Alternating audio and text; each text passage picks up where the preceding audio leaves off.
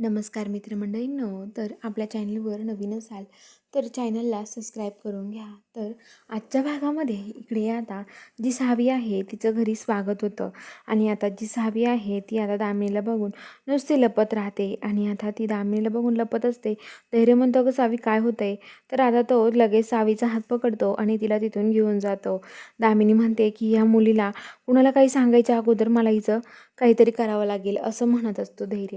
दामिनी म्हणत असते, "काय करू पण ह्या पोलीचं ना मलाच कळत नाही आहे," असं म्हणतो धैर्य दामिनी. आणि आता ती जी दामिनी आहे ती लपून राहते.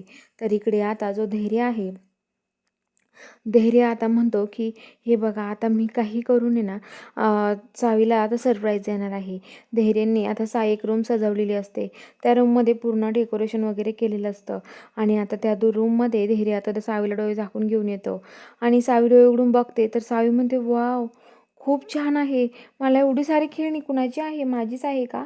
तर धैर्य म्हणतो की "हो, तुलाच एवढी सगळी खेळणी आहेत." तर ती म्हणते, "वाव, किती छान खेळणी आहे. मला एवढी खेळणी भेटणार." तिला खूपच आनंद होतो आणि खूप मोठ्या-मोठ्याने हसते आणि खूप आनंद व्यक्त करत असते. आणि आता धैर्य म्हणतो की "हो सावी, तुझीच खेळणी खेळ आता तू," असं म्हणत असतो. तर आता इकडं जी दामिनी आहे, दामिनी आता बाहेर उभा असते आणि आता तिथे भास्कर, विलासन ते येतात आणि म्हणतात की "काय तुम्ही त्या वेड्या पोरीच्या नादी लागलाय?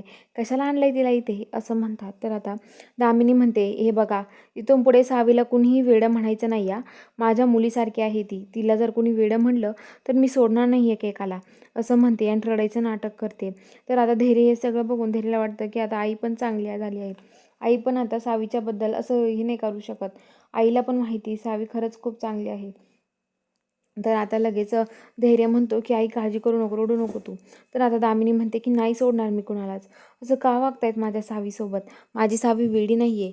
या शब्दात पुन्हा या घरात पुन्हा तिला तो शब्द वापरला नाही पाहिजे, वेडी म्हणून, असं म्हणतात. आणि आता तिथून जातात. तर इकडं आता धैर्य सावीला, दामिनीला त्यांना घेऊन एका ठिकाणी यायला निघतो. तिथे सावीच्या बाबांचा ॲक्सिडेंट झाला होता तिथे.